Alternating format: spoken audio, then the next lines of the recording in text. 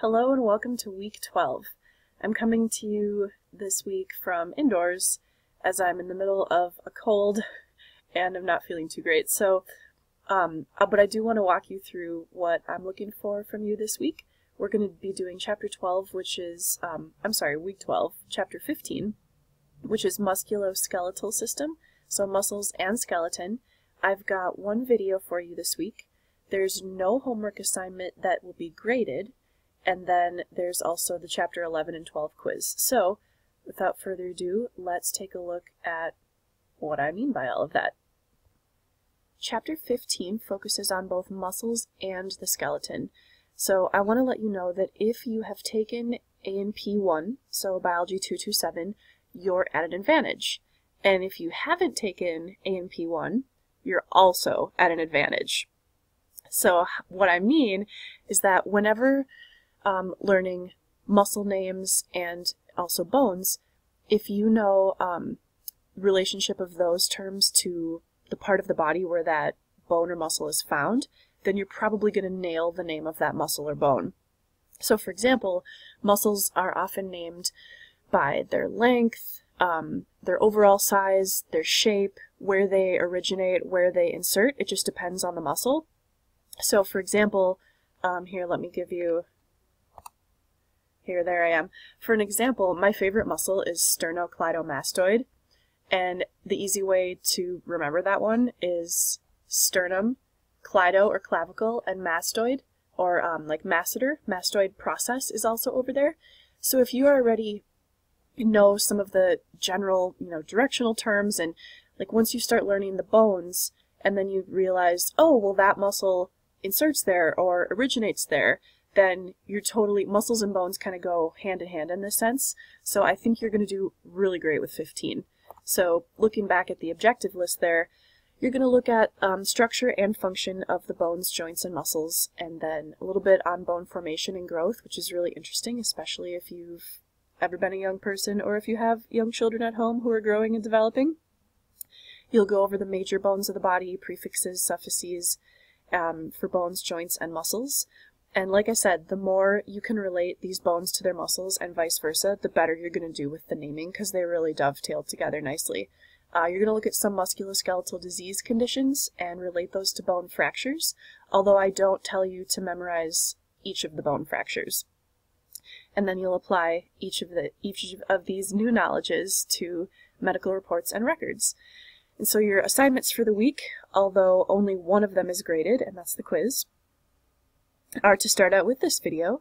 You'll read chapter 15, you'll look at the chapter 15 PowerPoint, add the new terms to your flashcard list, you'll watch a live human, well, a cadaver human dissection video, and that again is adults only, as there's also a nude model used in that video. Then there's the chapter 15 practice assignment, like I said, which will not be graded, but next week I will post the answers to it.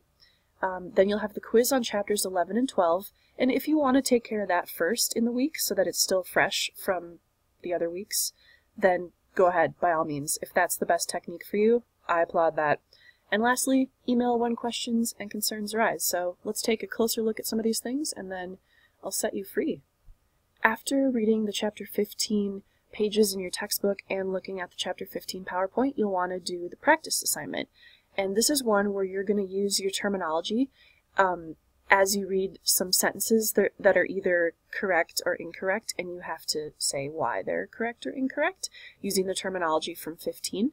So as always, you can click this little expander region here, and that will make that document full screen. You can download it and type your answers right in there in red or bold or italics, whatever's going to be easiest for you to look back at next week and check your answers against. This week you will have 30 minutes to complete a quiz on chapters 11 and 12. It is a 14-question quiz. However, each question is not worth exactly 1 point. There's 23 points total. You will see the questions displayed one at a time. I actually have them set randomly so that it's harder to commiserate with another student. Don't do that, PS. And you cannot backtrack, so don't try to do that or Blackboard might kick you out. The quiz will close 30 minutes after you open it. You will not be able to finish it after that time. If you do get kicked out, as always, remember to re-enter immediately, and you must complete the quiz before 11:59 and 0 portions of any remaining seconds after that by Sunday, November 15th. My suggestion is to try to take the quiz before the weekend, so that if there are any glitches or situations that arise, we can work those out together before going into the weekend and us not being around the internet, hopefully, as much. And I lost my little place to stop recording. Here we go. Sorry about that. As I indicated earlier, I've posted a phenomenal cadaver dissection video for you, which shows both bones and muscles, as well as there is a nude human model used in this video. So it is phenomenal and a great way for you to have, you know, as much hands-on as you can from a virtual setting. But just be wary if you have young children or anyone at home or near you when you're watching this that you maybe wouldn't want them to see it. This past Saturday, CWI hosted a community event for girls ages 10 to 15. It was called the STEM Out into PTE, STEM standing for Science, Technology, Engineering, and Mathematics, and PTE actually stands for Professional Technical Education. The event was held at the Micron PTE building, and let's see, let me show you here. This is a little kind of snapshot from a previous event, and different workshops were held throughout the day for the girls to explore a potential career in a STEM field. The reason this event was held is because girls in middle school and high school, if they were interested in a STEM career, this is the time in their life when that interest starts to wane, due to maybe they think, oh, you know, I'm a female, I can't go into something like this, or, oh, it's not cool, or, you know, it's too hard, or I can't do that. Well, this event is awesome because it reaches out to those girls at the ages when they start to have these thoughts, and it shows them like, hey, you know, here, go practice MIG welding. And some of the girls came and told me, like, we got to weld, it was so awesome, and I was like, oh, I'm so jealous. They also got to come to some workshops that I put on and that some of your classmates volunteered at. So let me actually show you a little snippet of what they did. One of the workshops that I put on was called Edible Epithelial Tissue. What I had the girls do is model 8 different types of epithelial tissue using candies and chocolates. So they made simple squamous right here out of basement membrane graham cracker, frosting connective tissue, and then a single Hershey square to be one flattened squamous cell. I had them do simple cuboidal, which is just one single layer, and the marshmallows were cuboidal cells, obviously, right? And then I had them do simple columnar. Mike and Ike were columnar cells with some little sprinkles on top.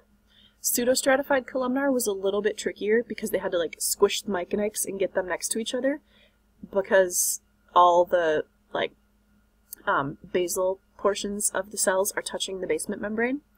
Stratified squamous was 2 layers of squamous cells. Stratified cuboidal, stratified columnar is interesting because the deeper you go into the tissue, the more cuboidal the cells look. And then my personal favorite, transitional, which is found in like the urinary bladder and kind of just looks like this blob of like cuboidal and columnar cells. So here are your classmate helpers who assisted me during this workshop. Here's one of your classmates. This is Maribel. She's here helping some girls figure out what to do with their candies and doing her best to do so as she came into my room to check out what was happening, and I was like, oh, I think I need a volunteer, and she very graciously helped me for like 3 hours, so go Maribel! Another one of your classmates also volunteered during my workshop. This is Emily, helping a girl who's wearing a homemade nurse's hat that she made in another one of the workshops, and they are working on one of the tissue types there together, so a big thanks also goes out to Emily for helping me in my session. One of my last announcements here is about an extra credit opportunity that's coming up on Friday, November 13th.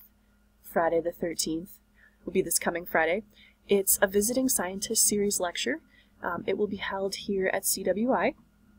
The lecture will feature a professor from the University of Idaho speaking on undergraduate research at the University of Idaho. You can get 10 extra credit points for going to the lecture and writing up a 2-paragraph summary of the lecture. So first paragraph is a summary of what was said, and then the second paragraph is a connection or paragraph tie-in to our class. And then all you have to do is embed a selfie on the second page of that and send it to me within 1 week from Friday the 13th. I think that about covers it for this week. I wanted to apologize for not having your heart blood flow diagrams graded yet. I haven't been feeling well the past couple days, but I will have them graded and posted for you this week. Again, I'm really sorry about that. So I think that is all for now, and reach out when any questions arise. I am doing my best to keep on top of emails. I think I'm pretty well caught up, and some of your emails I'm kind of saving in my inbox so that once I grade the assignments, I can reach back out to you to let you know that things were processed and handled. So I think that's all for now. I hope I'm not forgetting anything. Take care of yourselves, rest up, drink enough fluids. I'm trying to work on that too. So best wishes for a great rest of the week, and I'll talk to you again in a week. Thanks.